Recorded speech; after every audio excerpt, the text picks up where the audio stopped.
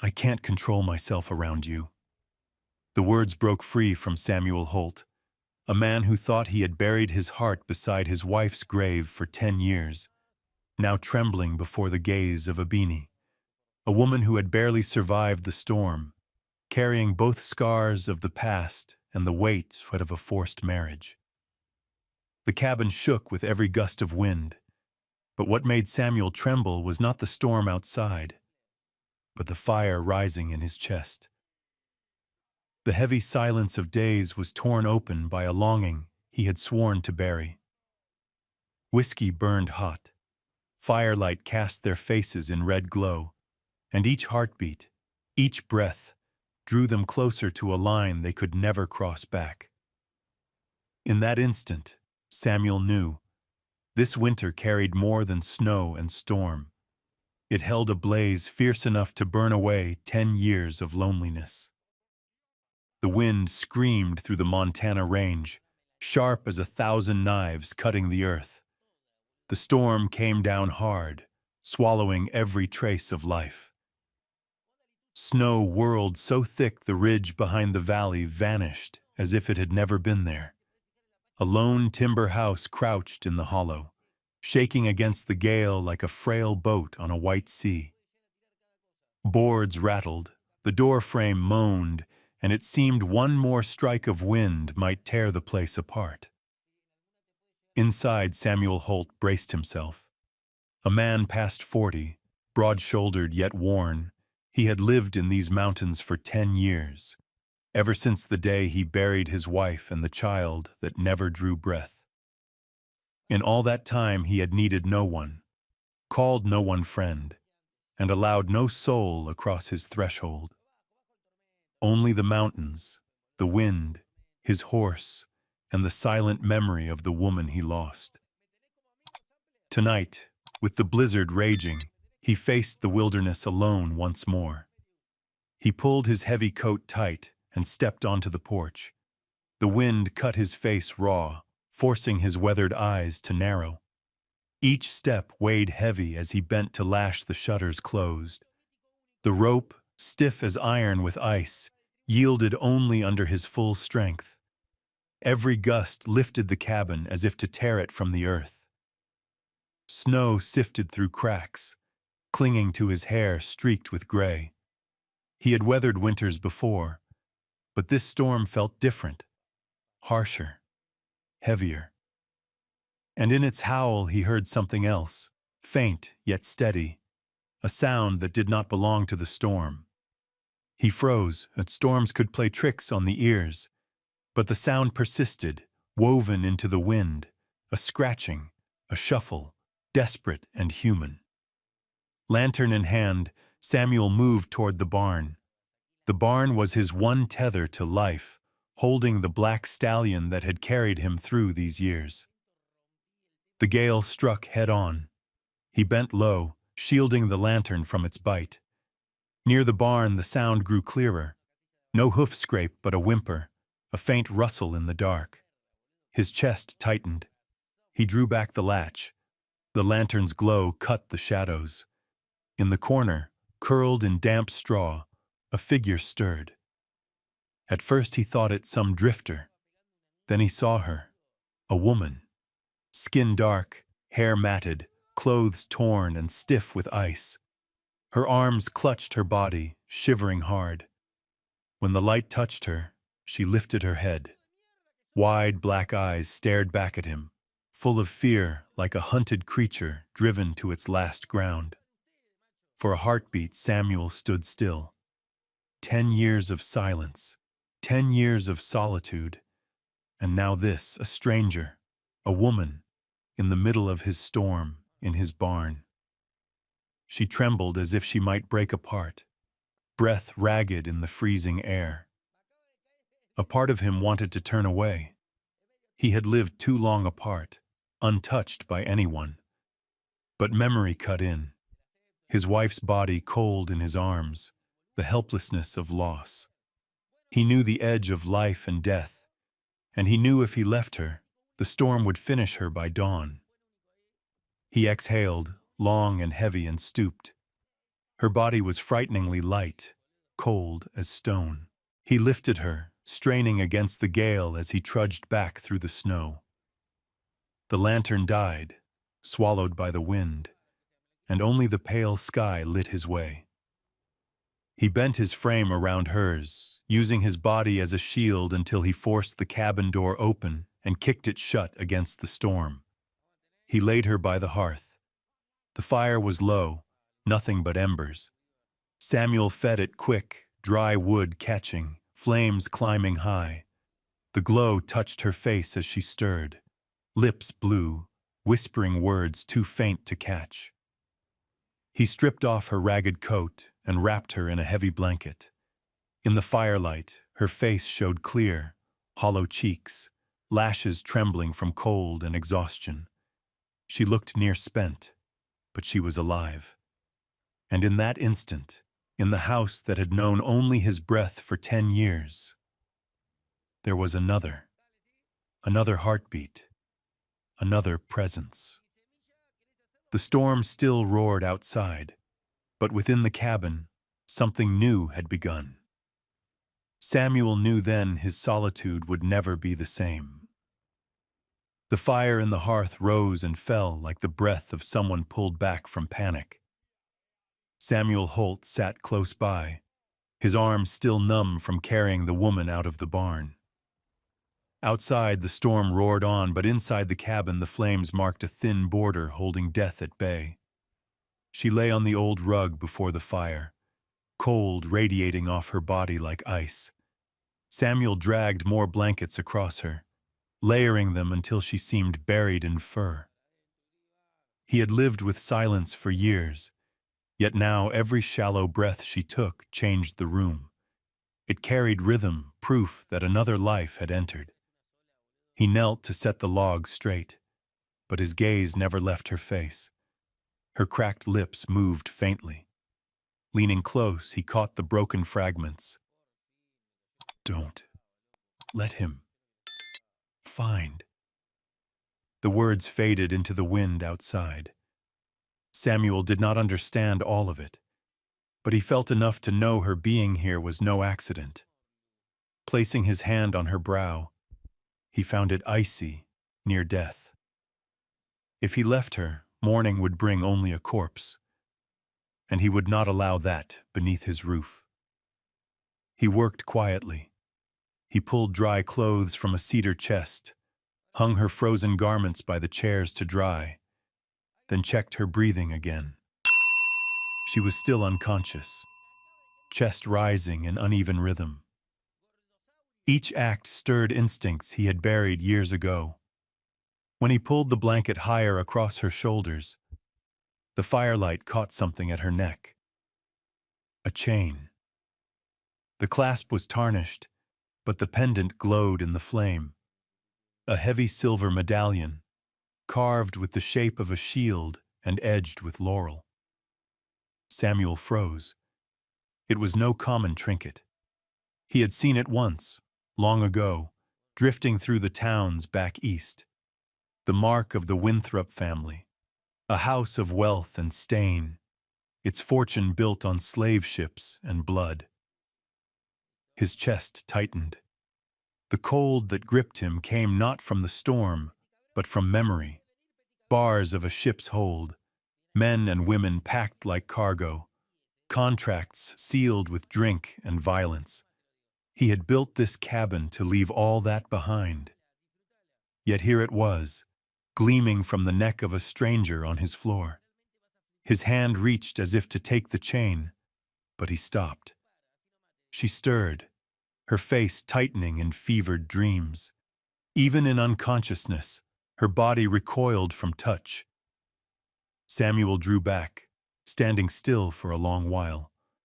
The firelight cut across his face, showing the shock and the guarded weight in his eyes. He kept his gaze on the necklace, knowing this winter would not pass like any before. By morning the storm had not eased, but inside the small cabin the air felt lighter for the fire Samuel had kept alive through the night.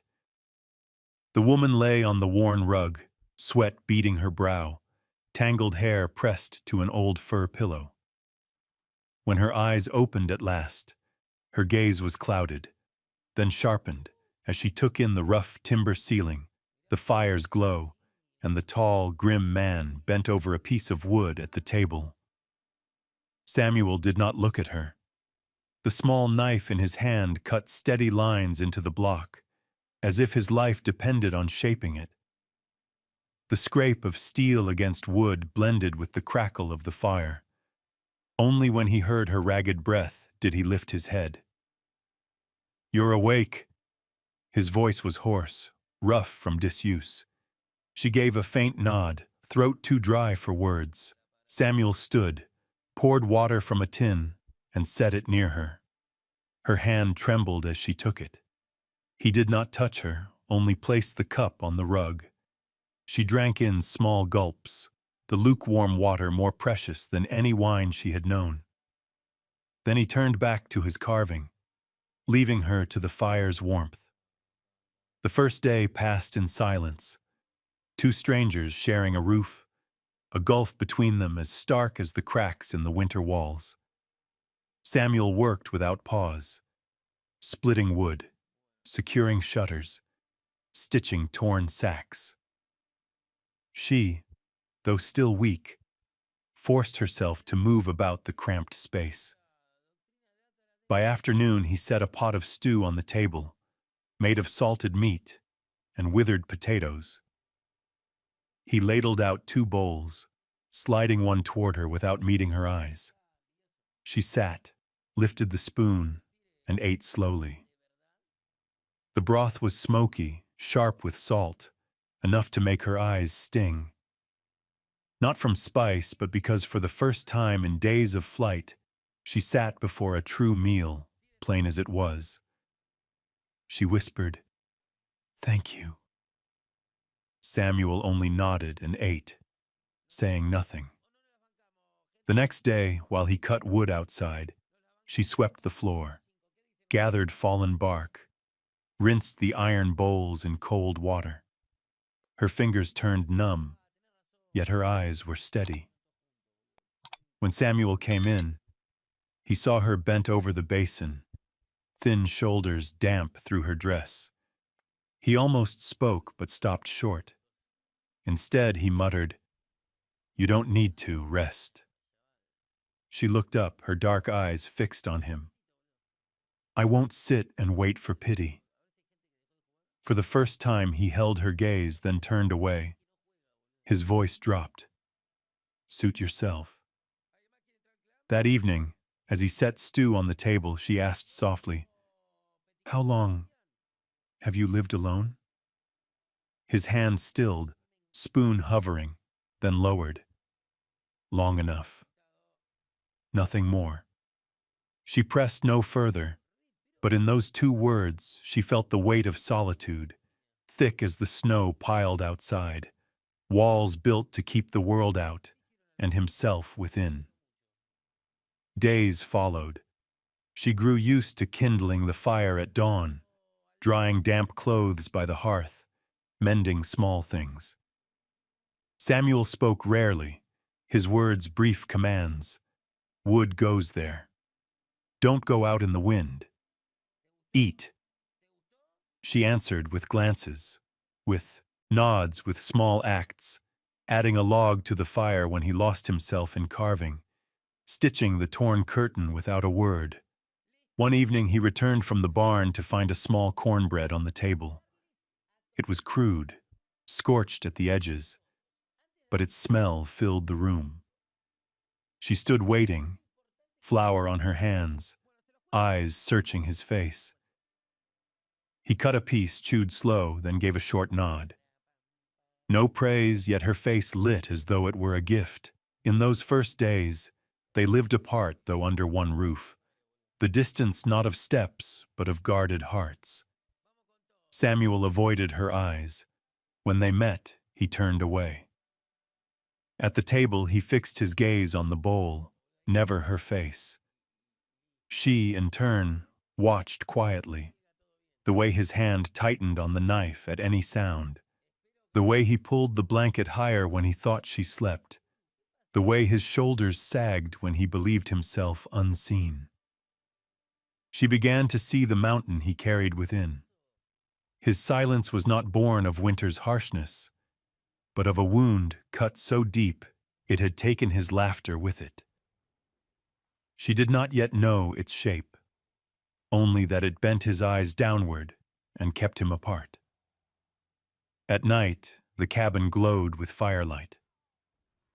Samuel sat for hours at the table, carving wolves from scraps of wood, wolves with lifted heads, howling at a sky they would never reach.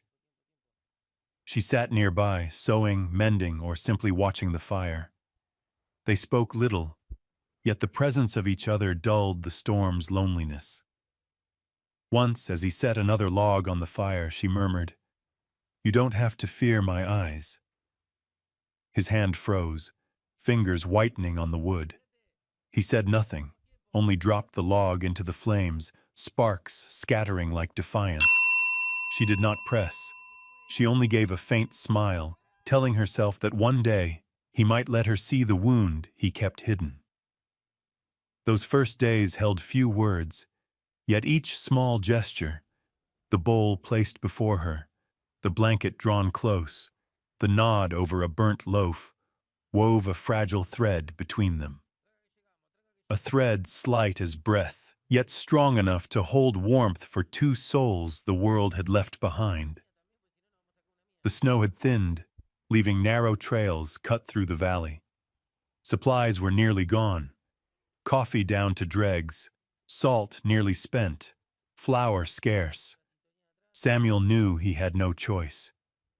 "We go," he said, voice flat.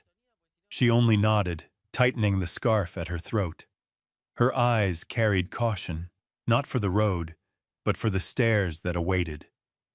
The old horse, Midnight, hauled the sled with a few hides strapped down. They set out in the gray cold, Samuel holding the reins, his gaze fixed ahead. She sat silent behind, arms wrapped around herself for warmth. Pine carried sharp in the air, and thin threads of smoke from Cedar Hollow rose in the distance. The town was no more than a single street. A saloon, a store, a smithy, a small clapboard church. For Samuel, who had lived apart for a decade, it was noise enough. As the sled rattled into town, heads turned, murmurs ran quick, swift as wind through a canyon. "The hermit of 10 years," someone muttered. "And with a woman. Colored at that." Eyes followed, sharp with surprise and mockery. Mothers drew children aside. Men leaned against posts and smirked. Samuel heard it all, yet his face did not shift. He reined Midnight to a stop before the store. Inside, the air smelled of roasted beans, leather, and flour. Keller, the storekeeper, stiffened when Samuel walked in with her. But trade won over judgment, and Keller forced a smile. "Salt, coffee, flour," Samuel said. Keller nodded and began to pack. She stood aside, hand brushing the hem of the borrowed coat. Every glance from the other customers cut like a blade, but she kept her chin high. Samuel saw it, the straightness of her back, her quiet pride, and for a flicker, it called to mind his wife, who once bore gossip with the same defiance. When the goods were loaded, they turned for home. The whispers trailed them. "He's changed." Never thought. But Samuel never looked back. His steps pressed heavy, steady, toward the cabin where storm winds were kinder than human tongues. On the road, snow fell light, drifting in slow spirals. She sat still, eyes shadowed, carrying questions she did not voice. Samuel checked the lashings on the sled, his silence unbroken. Near the cabin, he reached to adjust her cloak. Something slipped free, dropping into the snow. An envelope. Samuel bent, picked it up. The paper was creased, edges yellowed by damp. He meant to hand it back, but the seal caught his eye. Bold letters read, "Marriage Contract, Whitmore and Rutledge." His chest tightened. She moved quick to snatch it back, but his hands were faster. He opened it. The script inside was neat, the ink unbroken, signed by a lawyer from the East. The words were clear. "This marriage secures the debt owed between the Whitmore family and Mr. Rutledge. The bride is conveyed as part of the settlement." Each line struck Samuel like a blade. Not love, not a union, a transaction. He looked up. She stood before him, lips trembling, eyes wet, but fighting to stay composed. "Don't read more," she whispered, voice hoarse.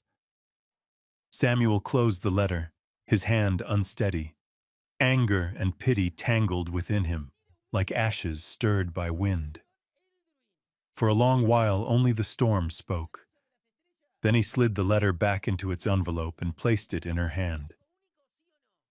"Yours," he said simply, and turned inside. She remained on the porch, clutching the letter, breath ragged. In that moment she knew the distance between them, once only silence, now had a wall built of truth. The fire leapt inside as Samuel fed it fresh wood, its glow painting his face with shock and guarded suspicion. On the table lay salt, coffee, the small tokens of daily life. Yet all felt small beside that thin sheet of paper.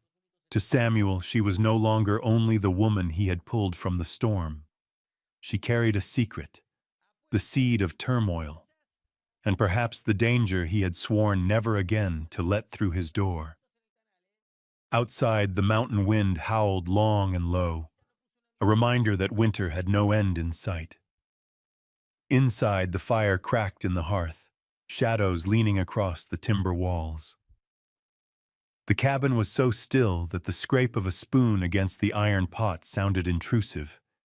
She sat at the table, hands locked tight, eyes fixed on the floorboards, as if their rough grain could swallow her secrets whole.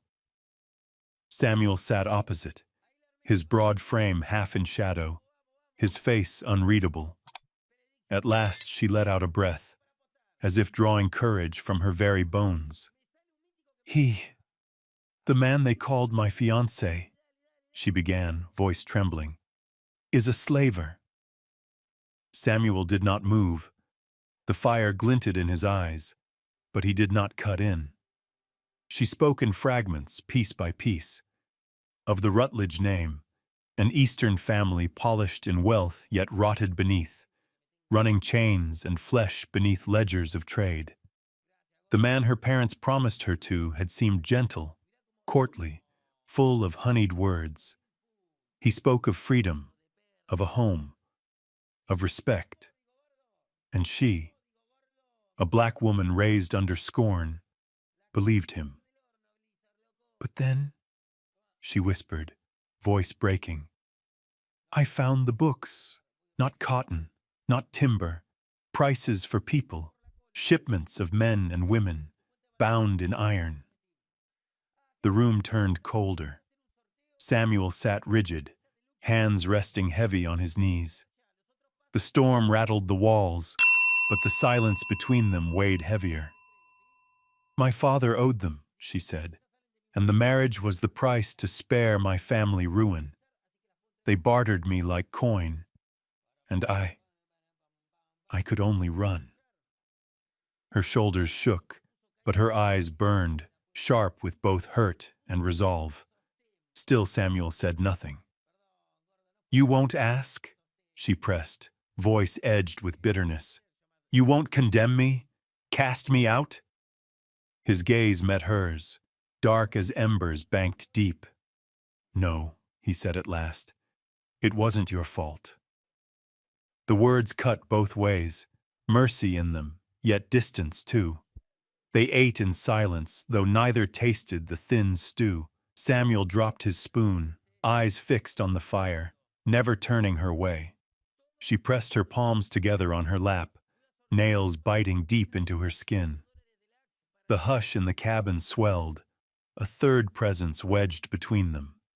She saw the distance now in every turned face, every averted glance. The man who had dragged her from the storm, who had stoked fire to save her, now seemed to string barbed wire round his heart. "Why do you avoid me?" she asked at last, voice raw. "Because I'm a burden? Because my past is foul?" Samuel waited long before speaking. When he did, his words came low, rough as wind through the chinks of the cabin. "I avoid you because I know the cost of caring." He said no more, but she felt it. An old wound inside him, deep and unhealed. She watched him turn, his back to her, broad, straight, but etched with weariness. The loneliness heavy enough to bow even his strength. That night, he went to the porch, sat on the step, eyes on the falling snow. His breath rose white in the dark. She stood, inside, watching through the crack of the door, her hands aching to reach for him, then falling back to her sides. He was a mountain glazed in ice, strong, immovable, yet cold enough to drive hope to despair. Her heart pulled both ways, gratitude for his saving hand, shame for dragging him into the shadow she carried. She turned to the table, lifted the crumpled marriage contract. The ink and signatures that had bound her life now looked no more than dirt on paper. She thought to cast it in the fire, but stilled her hand. It was proof painful, but part of truth. When she glanced back toward the porch, Samuel was gone, vanished into the storm, leaving only his tracks pressed deep into the snow. In the mountains, morning always came late. Fog clung to the pines, and the sun fought long to break through the white weight of snow. Samuel was used to it. But this morning, when light pushed through the cabin cracks, it seemed to shine straight onto the distance between him and the woman at the kitchen table. She had risen before him, stoked the fire, boiled thin coffee in a black pot. Steam curled upward, yet the room held no warmth, not from the storm outside, but from the ice that lingered between them. She turned, eyes dark and heavy. "How long will you stay silent?" Her voice rasped, steady with defiance. "I've told you everything. Why do you still keep away?" Samuel sat by the window, honing his hunting knife. The rasp of steel against stone cut like a curt answer. He did not look up. "Do you despise me?" she pressed, her voice trembling with anger. "Or is it because I've dragged trouble to your door? If so, say it. I can bear it. But don't punish me with silence." His hand stilled. The blade gleamed, catching the firelight. He set it down and exhaled. But the words he meant to say stayed swallowed. Only a slow shake of his head. "Not your fault." The words were short, but distant. Another door closed between them. She turned away, eyes bright with tears she refused to shed. The fire popped, the sound sharp as a heart cracking. That afternoon, Samuel spoke at last, brief as ever. "I'll hunt." He pulled on his coat, took the rifle, and stepped out. She watched him vanish into the storm, his tall frame leaving straight, solitary prints in the snow. In the woods, Samuel moved quiet, the wind howling in his ears. He had long thought his life sealed the day he buried his wife. But since the night he carried the woman from the barn, his own heart had turned unsteady, and that unsettled him more than any storm. He paused at a frozen stream, crouched to study tracks. A hare had passed, its tiny prints scattered. Then he saw them. Hoof marks, not Thunder's, the stallion he knew by heart. These were larger, deeper, and not one, but at least two. Fresh, still sharp in the snow. Samuel rose, chest tightening. Someone had ridden near. He followed, careful. The trail looped by the pines, then bent south toward the valley road. Yet some turned back, circling close to his land before veering off again. They hadn't just passed through. They had come near, watching. The wind keened through the trees, a warning in its cry. Samuel touched the track, still solid, not yet frozen hard, made only hours ago. A cold prickle climbed his spine, colder than the snow itself. When he returned, he said nothing. He leaned the rifle by the door, stripped off his coat, and sat on the bench. She looked up from her mending. "Something wrong?" she asked quietly. Samuel met her eyes longer than usual, then turned away. He would not lay fear on her shoulders. "No," he said. She laid the needle down, gaze fixed. "You hide things. Always. Why?" He moved to the fire, threw on more wood. Flames leapt, showing his face, drawn, tense, watchful. He knew the truth. Her past, her ties to names steeped in chains, had drawn eyes upon them. And those eyes had reached the mountain's edge. That night, Samuel sat long on the porch. The cold bit his face, but he did not leave. He listened for every sound, heart pounding like an old wolf standing guard in deep winter. A snap of branches, a whistle of wind. Each raised his blood. Inside, she watched him through the window. His shadow stretched long over the snow, a lone sentinel keeping secrets no one else could see. She sensed something but could not yet name it.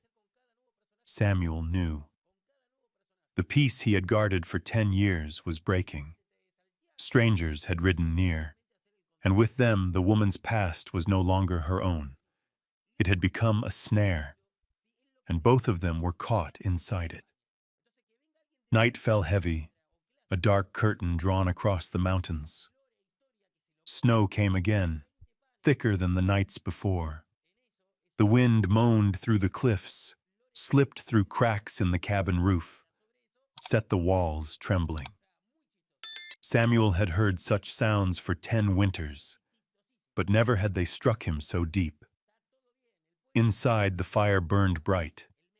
Its orange glow danced on timber walls, stretching the shadows of 2 figures seated across from each other. On the low table rested a bottle of corn whiskey and 2 tin cups. She had poured a measure for herself, then waited. At first he meant to refuse, but her look, gentle, sad, and firm, made him reach for the cup. The liquor burned, hot and sharp, tearing down his throat. He had avoided it for years, knowing drink only summoned ghosts. But tonight, the silence between them was too heavy, and in her eyes he read a question he could not keep turning from. She raised her cup, voice soft yet clear. "Thank you for sheltering me. Without you, I would have died in that barn." Samuel nodded but spoke no word. He drank again, staring into the fire as if it might speak for him. Her hands gripped the coarse sweater he had given her. "Then why are you still so distant? I've told you all. I've nothing left to hide. Tell me, do I frighten you?" He turned. Firelight cut across his face, showing deep lines, dark eyes, lips pressed tight with what he had long held back. He meant to deny it, as he always had, but the whiskey stripped away the shield he had worn for 10 years. "It isn't you I fear," he said, voice raw. He set the cup down, fingers unsteady.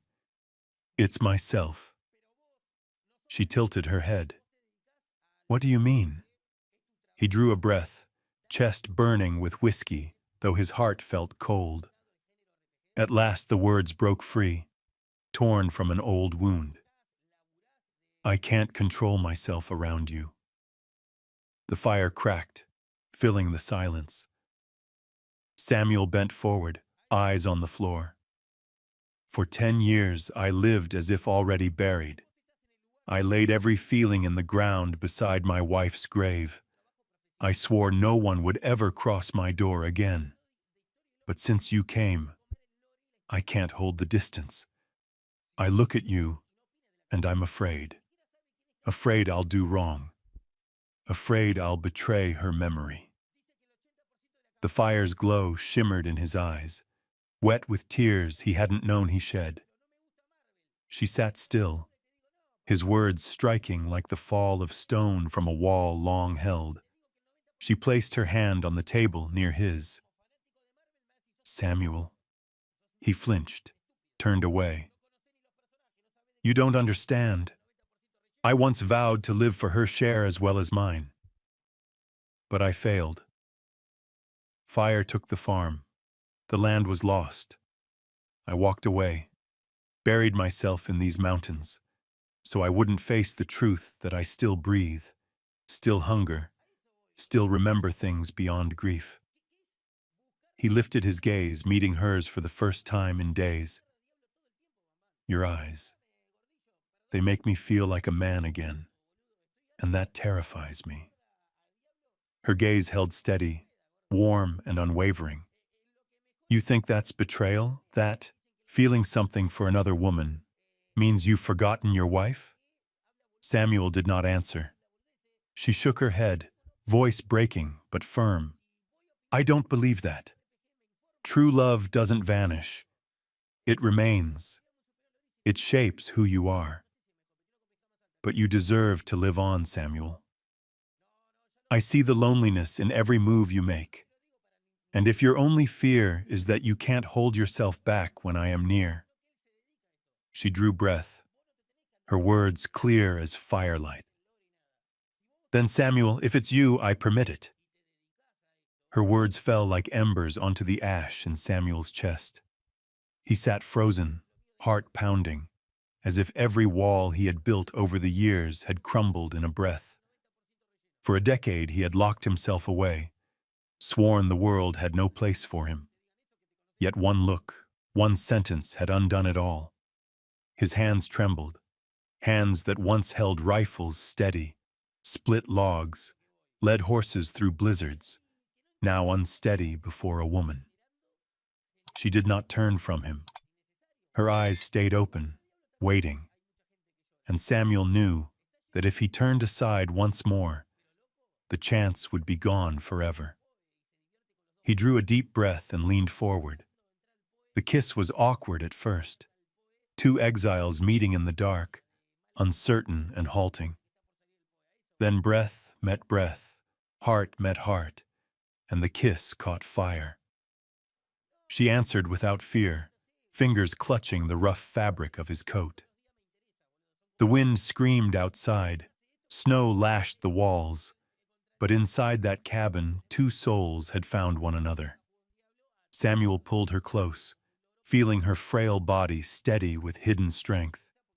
He had expected guilt, the weight of memory, but it did not come. Instead, there rose a fierce hunger to live again, to hold what was real in his arms. The night stretched endless.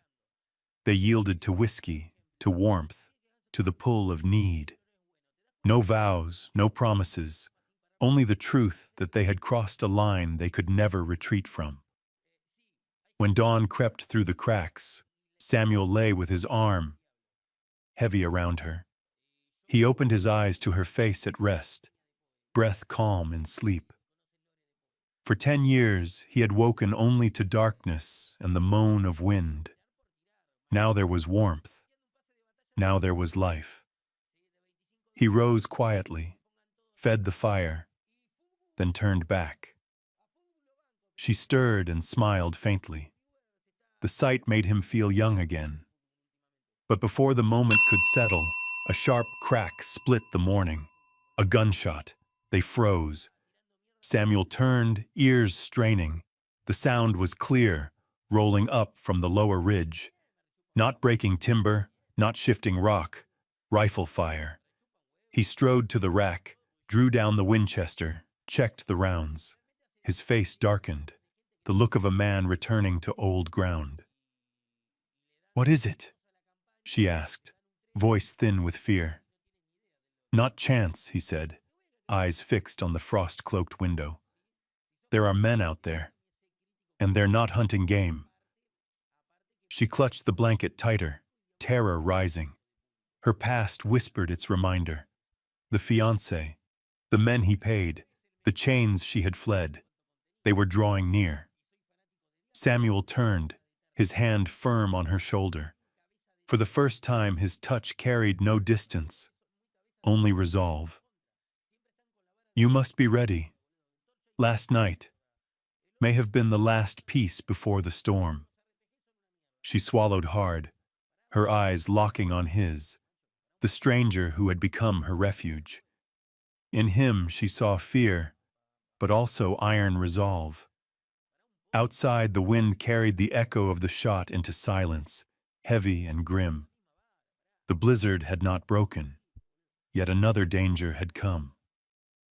Inside the small cabin, the fire still burned. But from now on, it was more than warmth for two lost souls. It was witness to a love just born, one that would be tested by blood and storm. The gunfire that echoed from the ridge the night before had not been chance. Samuel knew it. By morning he circled the homestead, scanning the fresh snow. Then he saw them. The tracks of 3 heavy horses, iron-shod, climbing the trail from the valley. There was no doubt. The pursuers had arrived.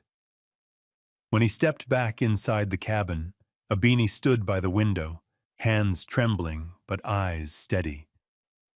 She knew. From the moment the shot shattered the dawn, she had understood the past was closing in. "Get ready," Samuel said flatly. He slid fresh rounds into his Winchester, checked the Colt on his hip. Abini pressed her lips tight, then crossed to the table and gripped the kitchen knife, the only weapon within her reach. They did not wait long. By noon, hooves rang on the slope, slow, deliberate, meant to be heard. Samuel stood on the porch, squinting against the glare of sun on snow. 3 riders emerged. At their head rode a man in a heavy coat, upright, steeped in the air of power. Beside and behind him sat 2 gunmen, grinning, fingers brushing their holsters. Abini drew a sharp breath as the leader lifted his hat brim. Malcolm Carter, the man her family had bound her to, the one she had risked her life to escape. He sat tall in the saddle as if the world were his. His cold blue eyes swept past Samuel and fixed on her. A thin smile cut his lips, part jeer, part claim. "So it is you." His voice carried clear through the cold. "I knew a little bird couldn't fly far. And look here. I find you in the den of a mountain hermit. How fitting." Samuel gave no answer, only lifted his rifle slightly, steel glinting in the light. He had no taste for wasted words. Malcolm paid it no mind. With a casual flourish, he drew a packet from his coat and held it aloft. "A marriage contract," he declared. "Signed and sealed. Abini is my lawful betrothed, and you—" His gaze slid over Samuel, dripping with contempt. "You're a kidnapper, holding a woman against the law. I could drag you to court, or settle it right here." His men chuckled, rough and sharp, fingers tapping their guns, waiting on his nod. Abini stepped forward, but Samuel raised a hand to stop her. His eyes locked on Malcolm, voice low and steady as the wind. There's no kidnapping here. Only a woman who chose her freedom and a man who would chain her like property. Malcolm laughed, a booming sound that rolled across the white. Freedom? For a colored woman? He shook his head, mocking. You think Cedar Ridge or any court would take her word over mine? And this paper? He brandished the contract, the red seal glaring bright against the snow, like blood spilled on white ground. Samuel felt his body draw tight as a bowstring. He knew the truth. Law could be bent by wealth and power. But here, in the high country, justice still answered to the muzzle of a rifle. The wind screamed through the pass, flinging snow sharp as knives. Yet the air in the yard before the cabin was colder still. Malcolm stood with the marriage contract raised high, his 2 hired guns poised at his flanks. Samuel's silence held, his gray eyes locked on the man before him. Then Abini stepped out from behind Samuel. She no longer shrank in shadow, no longer clutched the kitchen knife as her only shield. Against the white snow, her figure stood clear, hair bound tight, Samuel's coat draped broad across her shoulders, her gaze sharp and burning. I will not go back, she said, her voice cutting through the storm. I would sooner die on this mountain than live as your property. Malcolm faltered, lips twitching, but pride stiffened his spine. He forced a laugh. Bold words won't change the truth. You are mine, Abini, signed and sealed. Ink does not lie. She stepped forward, her boots sinking deep in snow, her voice steady. You're right. Ink does not lie. Then let me show you the pages I carry. From her coat she drew a small leather-bound book, its edges worn, its strap cracked with weather. For a moment Malcolm's mask broke. That was not what he had expected her to keep. My journal, Abini declared, holding it high. In here I wrote it all. Every meeting where you bargained flesh like timber. Every shipment hidden beneath false ledgers. Names, dates, prices. All of it. Silence fell. Even the gunmen glanced at each other, unease flickering in their eyes. Malcolm's face hardened, his blue eyes flashing fury. You think a few filthy pages can ruin me? Who would believe you? A runaway, a colored woman daring to accuse me? Abini lifted her chin, her voice like steel. Someone will believe. Some already know, and there are witnesses ready to stand in court. Malcolm stiffened. His pupils narrowed. Witnesses? Yes, she answered. Servants you beat, traitors you forced. I kept their names. They will speak. I have more than words. I have truth. The swagger drained from his face, replaced with anger edged by fear. He roared back, Enough! You have no idea what you're doing. Do you think this will frighten me? I have money, I have judges, I own the law, and you are nothing. No, Abini said slowly, each word carved into the air. I am a person, and you no longer own me. Samuel's shoulders tightened, his rifle steady, yet his chest stirred with something else. The woman he had carried half dead from a barn now stood fierce against power itself. In her eyes he saw what he had lost long ago, the unbroken belief that a soul could claim its freedom. Behind Malcolm, his men shifted, doubt breaking their resolve. One muttered, You hear that? Names, witnesses. If it's true, we're working for a slaver.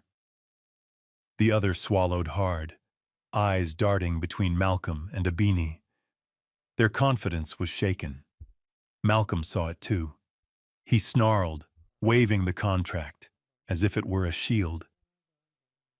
No one in Cedar Ridge cares about slavery. All they care for is this paper. You will return with me, one way or another. Abini's voice rose, echoing across the frozen slopes. If you had any sense, you'd think of yourself.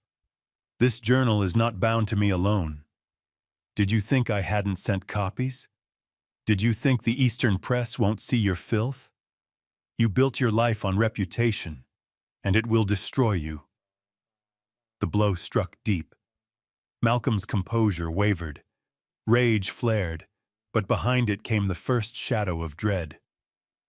Samuel tilted his rifle, a hard glint in his eye. The ground had shifted. Before them all, Malcolm's mask split, the proud air revealed as a man who bought and sold human lives, clutching a contract as if it could still cage her. Abini, once prey, now stood as accuser. Malcolm's hand shook around the paper. His voice cracked with venom. "You wretched!" But Abini met him with steady scorn. "Call me what you like, but from this day, you will never call me yours." Snow kept falling, laying white over the earth. But in that yard a new line was drawn. Between truth and deceit, chains and freedom, master and the one who stood against him. And with her voice ringing in the storm, a trembling journal in hand, Abini had driven Malcolm Carter to the edge. Snow still swirled in the yard, settling over the bodies of the fallen. The storm had muffled the world, but in the small circle of blood and trampled snow, silence was louder than any thunder. Samuel stood for a long moment, his rifle still raised, watching the white curtain where Malcolm had vanished. The echo of hooves faded into the mountains, leaving only the groan of the wind. His finger loosened from the trigger, stiff and trembling with the weight of what had just passed. Abini lowered her pistol slowly, though her eyes lingered on the ridge as if the rider might appear again. Her breath came hard, clouds of white breaking the cold air, yet her hand held steady. She had never shot in battle before, yet the man's blood still darkened the snow from her aim. The knowledge shook her, but she did not falter. Samuel reached and pressed the barrel of her revolver downward. She did not resist. Her arm sagged with exhaustion, as if only now the strength drained from her. Inside the cabin, the fire still burned. The glow from the doorway spilled faint against the snow, painting the ground crimson gold, where blood and ice mingled. Samuel turned his head, listening for the storm, for hoofbeats, for anything but the restless beat of his own heart. Only the wind replied. He exhaled and spoke low, voice rasped raw. "They'll be back. Malcolm won't take this lying down." Abini's eyes flicked to the two men sprawled in the drifts. One lay twisted, his gun lost, his face already dusted in snow. The other clutched his ruined shoulder, but breath had left him. Their lives ended far from home, in the service of a man who treated people as ledger marks. "We can't leave them here," she whispered. Samuel gave a single nod. "No carrion for wolves. They'll have the earth." Together they dragged the bodies, step by step, across the yard.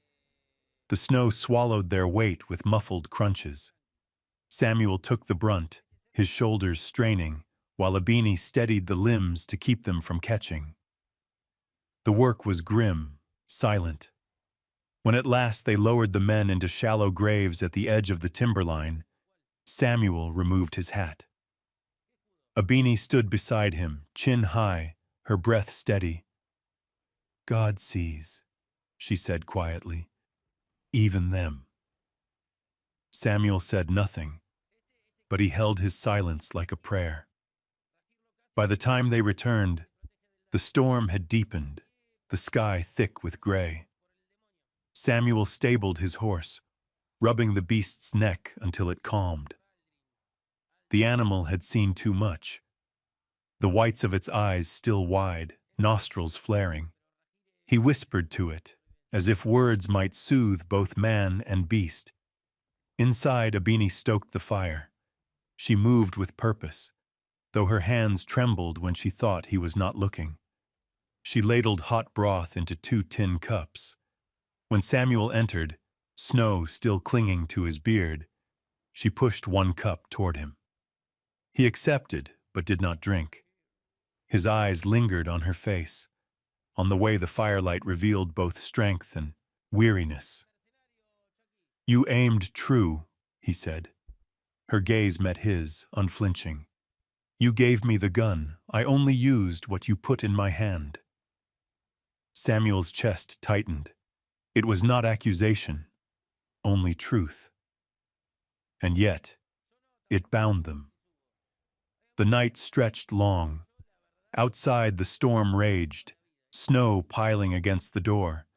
Inside, the cabin was a fortress of heat and silence. Samuel sat at the table, rifle across his knees.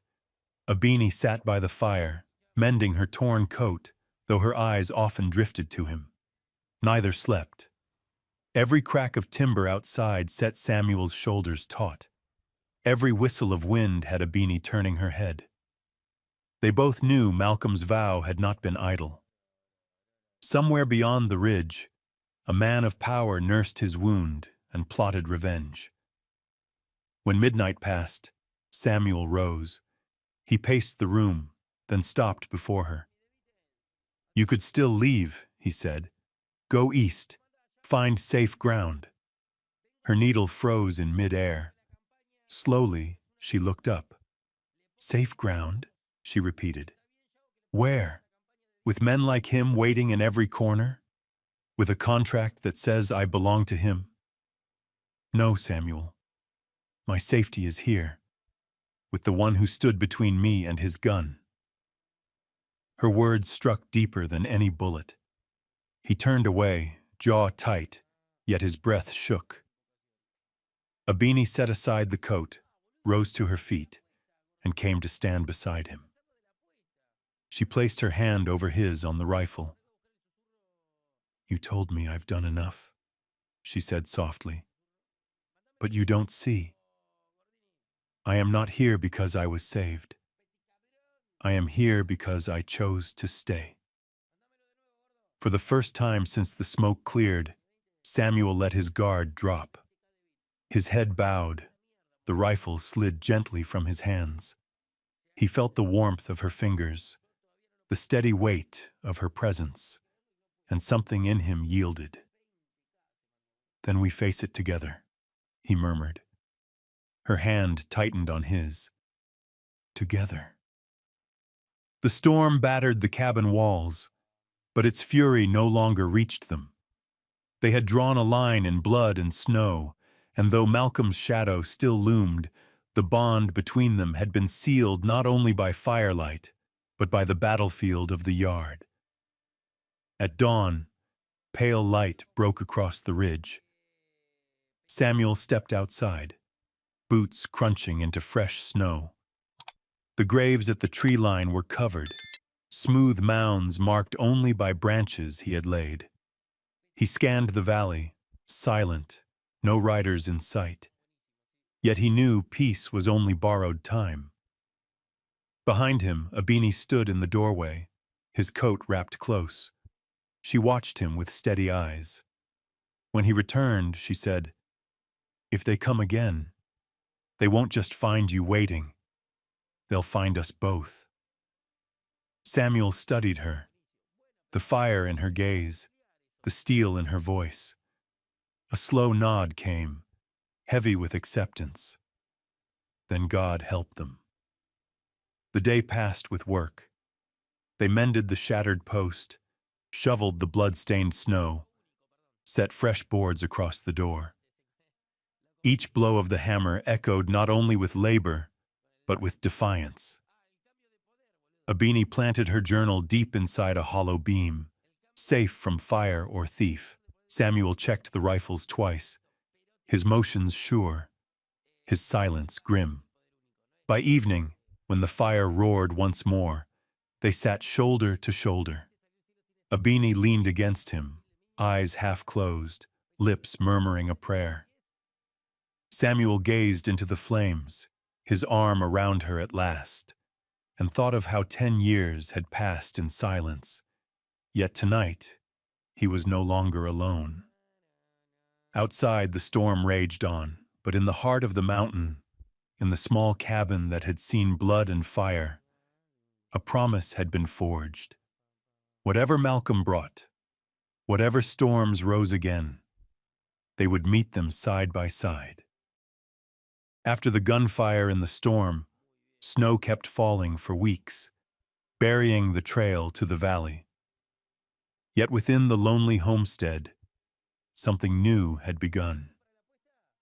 The cabin was no longer just wood and nails against the wind, but a small haven brightened by firelight, the sound of splitting logs, and the brush of two hands meeting in quiet moments.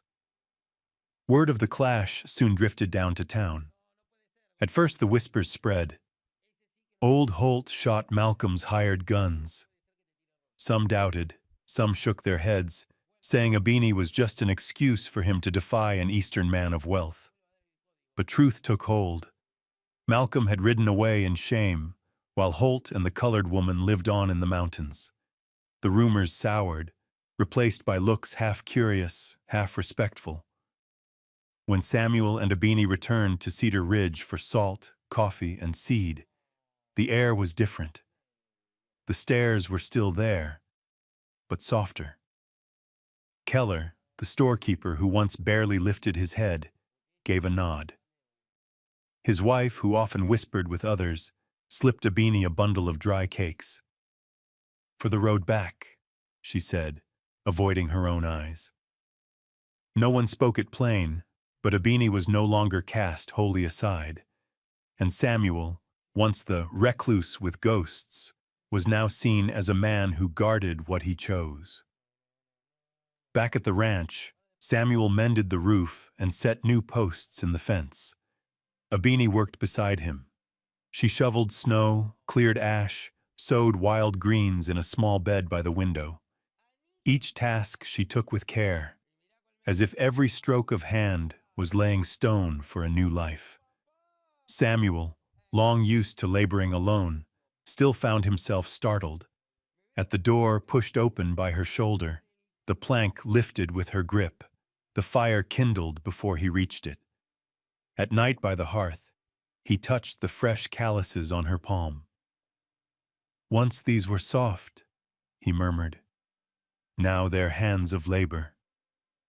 Abini smiled, eyes bright in the firelight.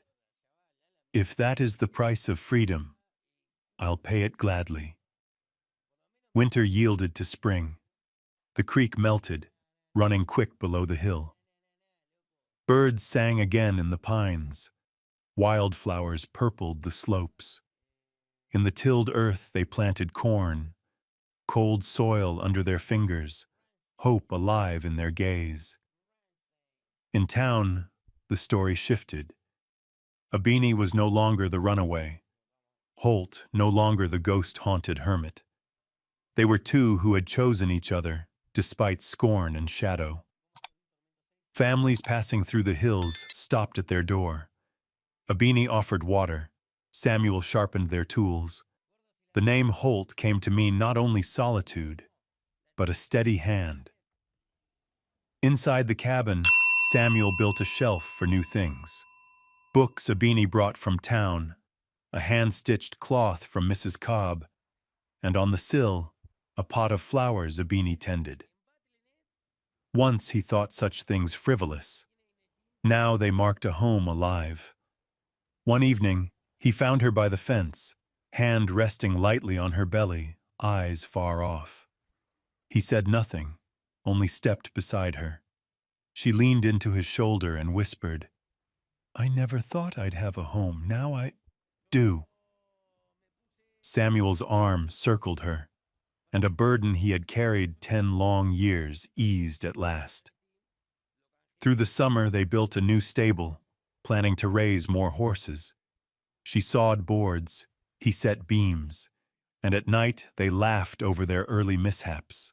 Burnt beans, a broken bowstring, small memories, binding fast. By autumn, townfolk no longer warned children away. A little girl once forbidden near a beanie now carried home a neat handkerchief she had sewn under her teaching. People saw that her presence brought no ruin, only a quiet warmth. Winter returned. Yet this time, the howling wind met no silence. The cabin held voices, laughter, the clasp of hands. One morning, snow lay deep. Samuel stood on the porch, cloak heavy on his shoulders, watching horses move calm through the drifts. A beanie came out, wrapped in wool, and stood beside him. Their fingers twined. They said nothing. Only their breath rose white together in the cold. In that moment, Samuel knew he had found his true home. Not in walls of timber, but in the hand he held. A beanie looked up, smiling. That smile glowed like the fire, warming the long winter. As snow fell soft, covering their tracks, they stood side by side, two wanderers who had at last found where to rest. The weeks that followed carried a rhythm neither had known before.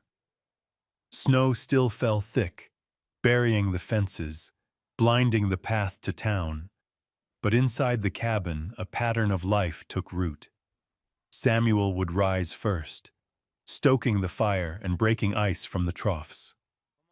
By the time he returned with wood stacked high in his arms, a beanie would have the kettle set, steam curling from a pot of cornmeal or a handful of dried beans. The sound of two voices, even when few words passed, filled the house in ways silence never could. Once Samuel had eaten in the dim light, his only company the echo of his spoon. Now he found himself slowing, waiting for her to sit, watching the way her hands cupped the tin bowl as though even a humble meal deserved reverence. One evening, as they patched a tear in the roof where wind had pried a shingle loose, Samuel caught himself smiling. A beanie balanced on a stool, steadying the board as he hammered. When a gust sent snow down his collar, she laughed softly. It was not a sound he had heard in his home for 10 years, and it startled him. He lowered the hammer, staring at her until she grew shy and turned away. Yet the sound lingered in his chest long after the work was done. By spring, the valley thawed. The creek that had been a frozen ribbon now rushed bright and clear. Together they turned the soil in the small field, planting corn and beans. Samuel had always worked the land like a battle, quick, efficient, without thought. But beside a beanie he slowed, teaching her how to press the seed just right, how to cover it with care.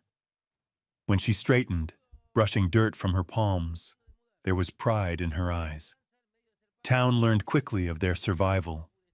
Whispers gave way to nods, then cautious words. On Emp's trip to Cedar Ridge, Samuel noticed the change. Where once the street emptied at his passing, now men tipped their hats, grudging perhaps, but no longer scornful. A beanie, carrying a basket of flour, received a small bundle of apples pressed into her hands by the baker's wife. "Too many for us," the woman muttered. It was not kindness spoken aloud, but it was kindness all the same. Back at the ranch, the cabin itself began to shift. Samuel built a shelf for her books. She laid a quilt across the bed, stitched from scraps traded in town. A small clay pot with green shoots appeared on the sill, defying the rugged wood around it. He had once thought such things frivolous. Now he caught himself watering the plant when she was not looking. One night, after a day of mending fence, Samuel sat on the porch sharpening his knife. A beanie came to stand beside him, resting her hand on the post. She looked out across the land, the hills dark against a setting sun. "This place was never meant to be mine," she said quietly. "But I think it has become so." Samuel paused, blade still against the stone. He turned, saw the certainty in her eyes. Words did not come easily to him, but his hand found hers. "It's ours now," he said simply. Seasons turned. Summer brought long days and the birth of 2 foals in the pasture. Abini named them Dawn and Ember.